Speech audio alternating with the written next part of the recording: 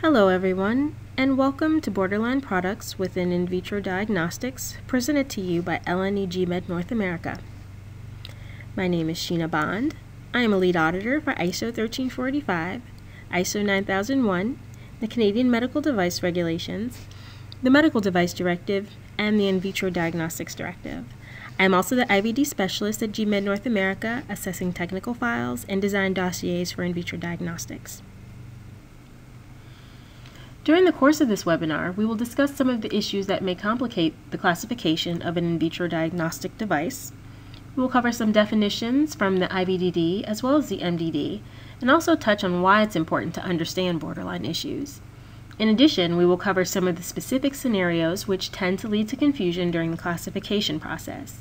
And we will present examples of devices that are true IVDs, as well as those that are specifically excluded, along with justifications for those exclusions. We'll have about 10 minutes after the webinar to answer a few questions, so if you have any, please put them in the chat box or the Q&A box that you see on your screen. I'll do my best to answer as many as I can, and we'll answer the rest in about a week or so.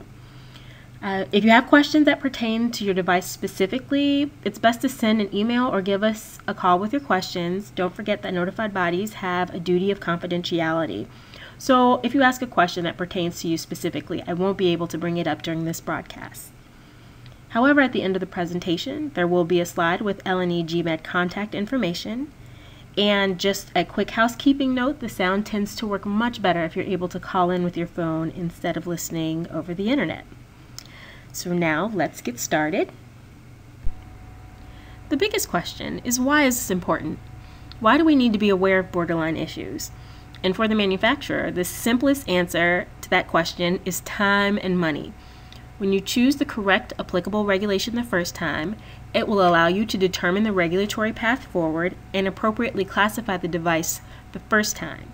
Having to repeat this process, of course, can be time-consuming as well as expensive.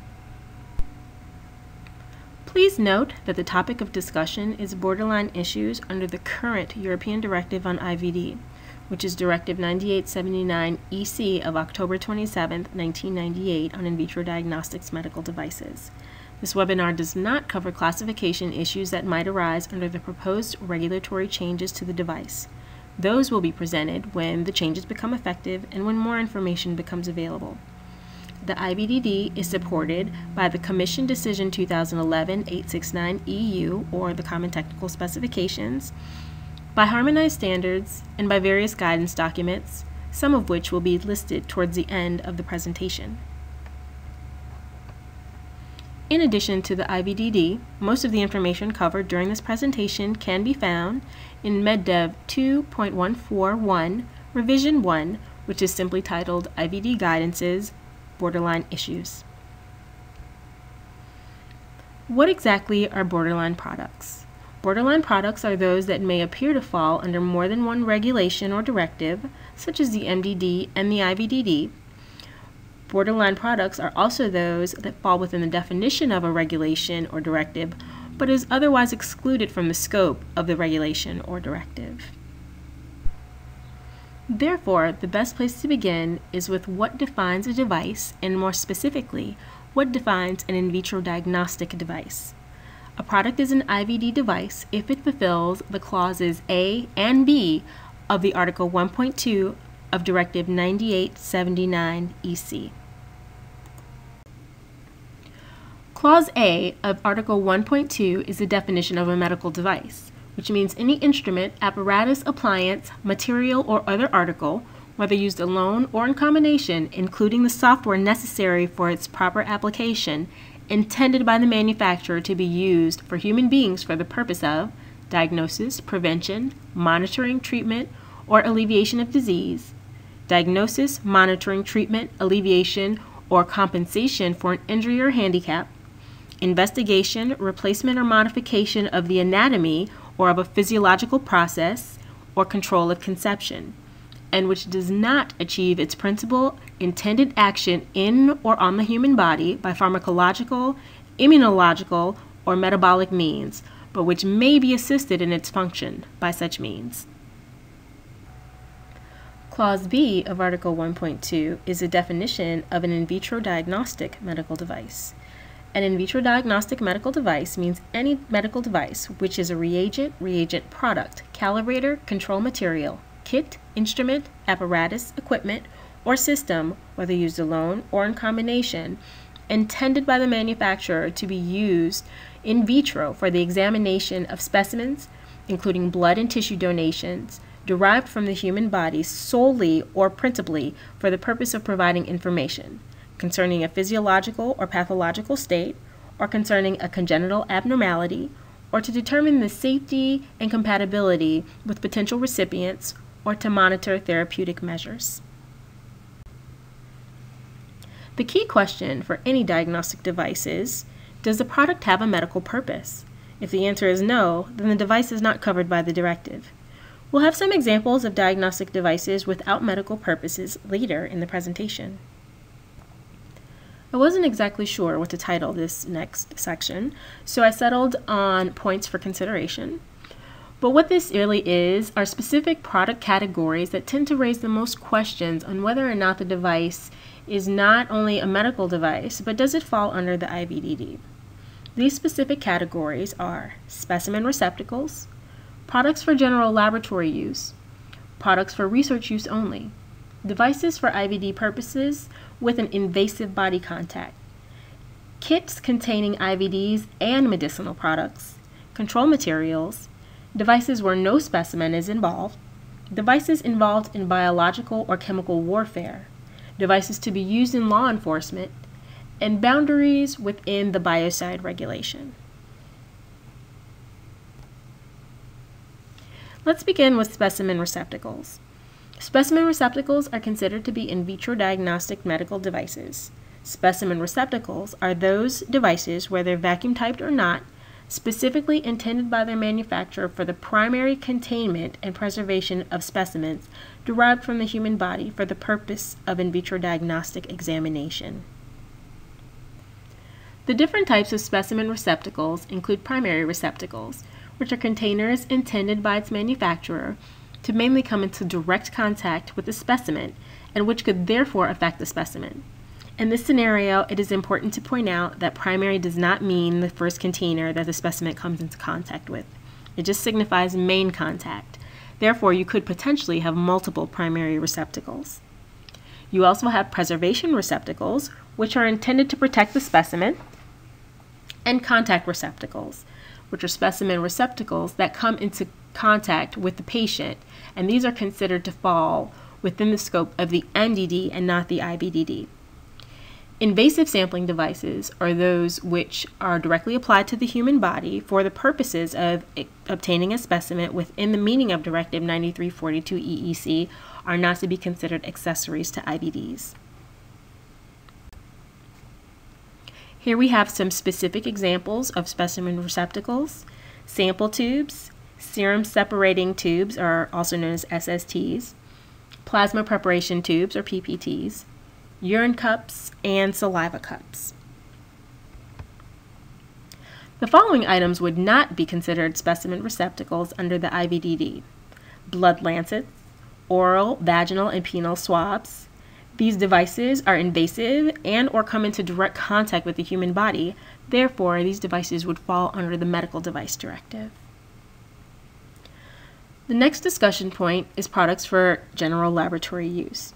Products for general laboratory use are not IVDs unless the basis of its specific characteristics, the manufacturer intends such products to be used for in vitro diagnostic purposes. So the product must possess specific characteristics to make it suitable for in vitro diagnostic procedures in order to be classified as an IVD.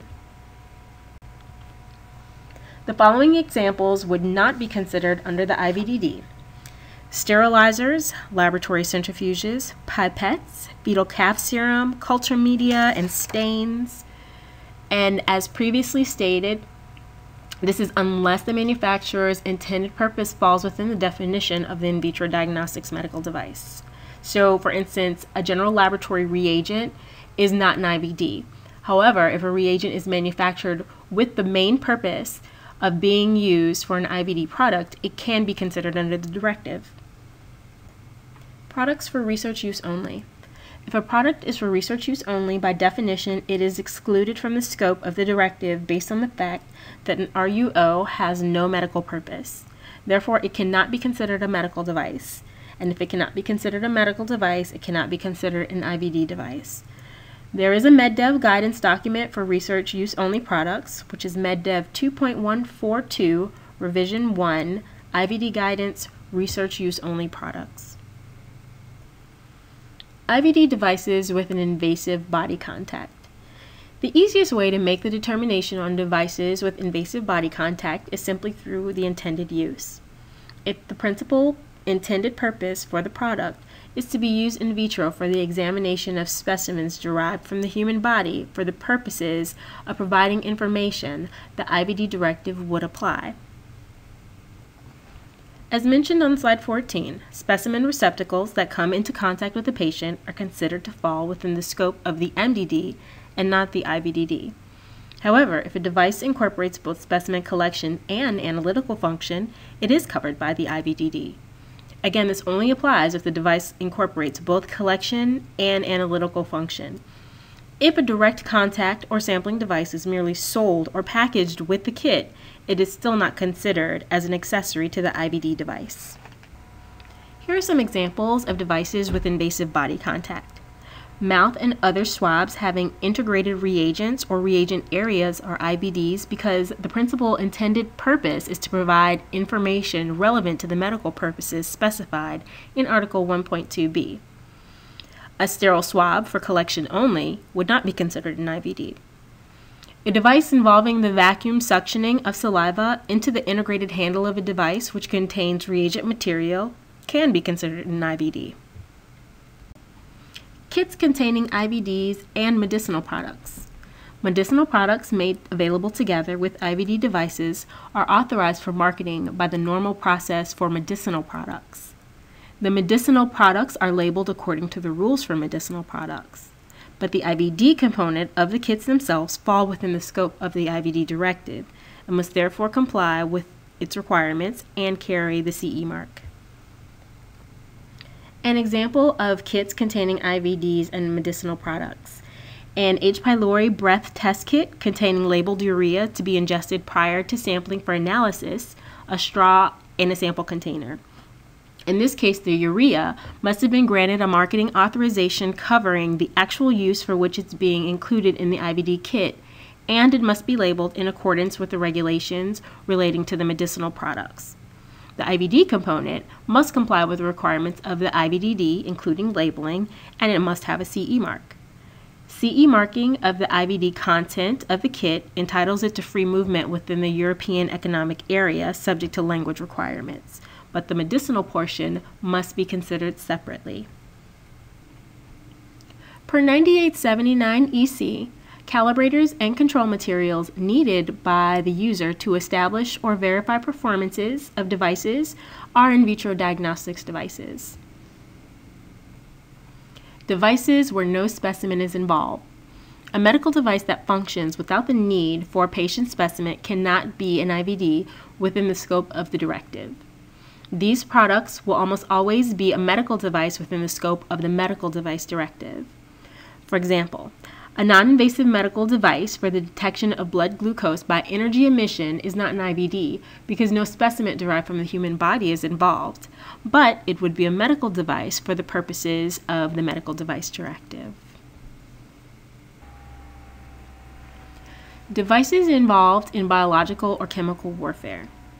Devices for detection of agents of biological or chemical warfare in the environment are not IVDs because such products have no medical purpose. A device used on human specimens with medical purpose in the detection of biological or chemical warfare agents would be an IVD. So, for example, when you have your hands swabbed by TSA for explosive residue, those are not IVDs per the directive. Devices to be used in law enforcement. Devices intended to be used only in the course of law enforcement or other non-medical purposes, for example, paternity tests or tests for detecting drugs of abuse or alcohol, are not IVDs. If, however, the in vitro examination of human specimens with a medical purpose is one of the intended uses of the specific product, the IVD Directive will apply. In case you aren't familiar with biocides, biocides are chemicals used to suppress organisms that are harmful to human or animal health or that cause damage to natural or manufactured materials. The EU Biocides regulation repeals and replaces the Biocidal Product Directive 98/8/EC, the BPD.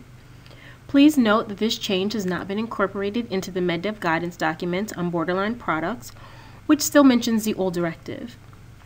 IVDs according to the IVD Directive shall be exempt from the Biocides regulation. Biocidal substances used as a raw material in an IVD may still have to fulfill the requirements of the Biocides regulations as well.